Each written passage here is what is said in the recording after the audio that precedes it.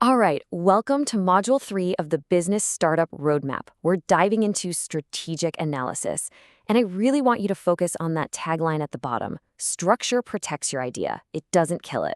Seriously, that's the whole theme for today. Okay, let's just get this out of the way right now. I know exactly what some of you are thinking. Ugh, SWOT analysis, gap analysis? This feels so corporate, so slow.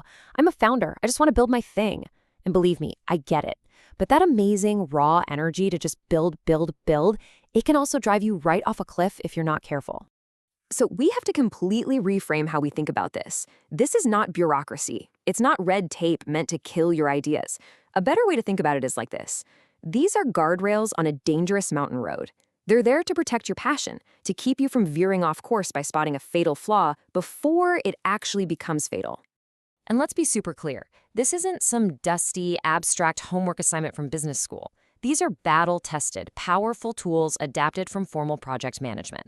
I mean, there's a reason massive, complex projects rely on this stuff. It forces a kind of brutal honesty before a single dollar is spent or a single line of code is written. Okay, so our first tool is the good old SWOT analysis. The best way to think of this is as your strategic map. It helps you get the lay of the land before you even take your first step. Now, the most important part of this whole grid is that line right down the middle, the one separating internal from external. See, strengths and weaknesses, those are things you control. Your skills, your blind spots, your network. But opportunities and threats, that's the market. That's the outside world. They exist whether you're in business or not. And here it is, the key insight. The internal stuff is fixable. You can learn a new skill to fix a weakness. You can build your network. But the external stuff, that is only navigable. You can't just fix a competitor out of existence. You have to navigate around them. You have to outmaneuver them. And you know what? Confusing a threat for a weakness is probably one of the most common and deadly mistakes a founder can make. So, this all leads to the big question, right? How do you make sure this thing is actually sharp, that it's useful and not just a bunch of corporate-sounding fluff? Simple. You run everything through what I call the platitude test. Look at that weak entry. I am hardworking and passionate. I mean, come on, who isn't? Your biggest competitor would write the exact same thing. So it's not a real strength, it's a platitude. It fails the test. Now look at the strong entry. 10 years of B2B sales experience, a network of 200+ decision makers. Now that is specific. That is defensible. That is a real strategic asset. All right, next up is the gap analysis. So if the SWOT is your map of the terrain, this next tool is what you use to build a bridge from where you are right now all the way to launch day. To put it simply, gap analysis is where you get brutally honest with yourself. It's where those weaknesses you just listed in your SWOT become a to-do list.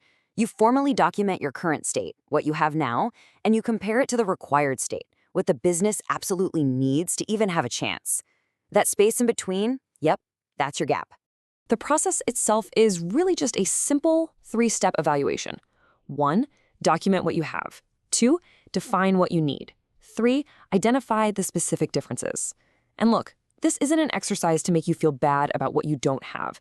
It's about creating an honest-to-goodness inventory so you can build a real plan before one of these gaps turns into a 4-alarm fire. Okay, so just identifying the gaps, that's really only half the battle.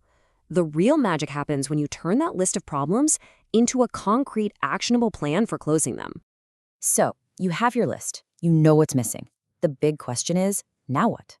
Well, for every single item on that list, you actually have 3 very clear strategic paths you can take. And here they are, your 3 choices: hire, acquire, or learn. You hire for a specialized skill that's not really your main job, like hiring an accountant to do your taxes.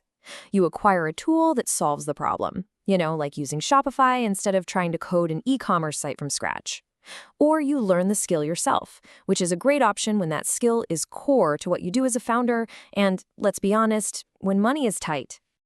Now, this part is absolutely crucial. You can't fix everything at once. It's just not possible, so you have to prioritize.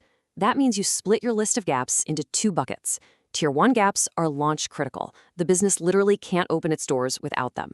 Tier 2 gaps are operational. Yeah, they're important, but you can tackle them once the business is actually up and running. Let me be as direct as I can be about this.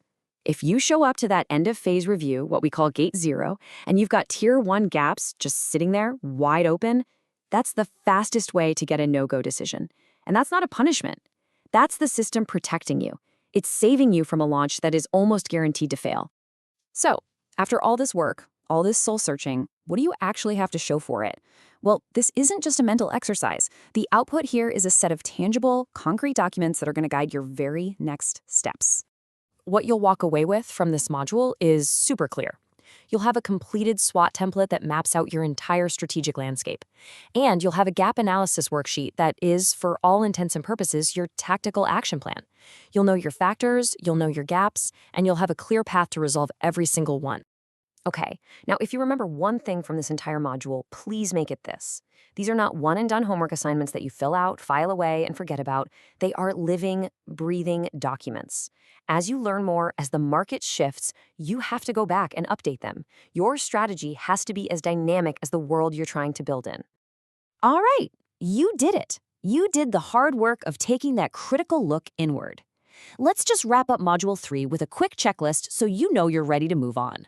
Here's your action list. First, get that SWOT analysis done and make sure every entry passes the platitude test. Second, finish your gap analysis and assign a hire, acquire, or learn plan to every gap. And third, and this is the big one, prioritize that list. Know exactly which gaps are Tier 1 showstoppers. Once you've checked those boxes, you're ready for Module 4. So, what's next? Well, we've spent this whole module analyzing your internal readiness. Now, we turn our focus outward. It is time to find out if a market for your brilliant idea actually exists before you build a single thing. I'll see you in Module 4.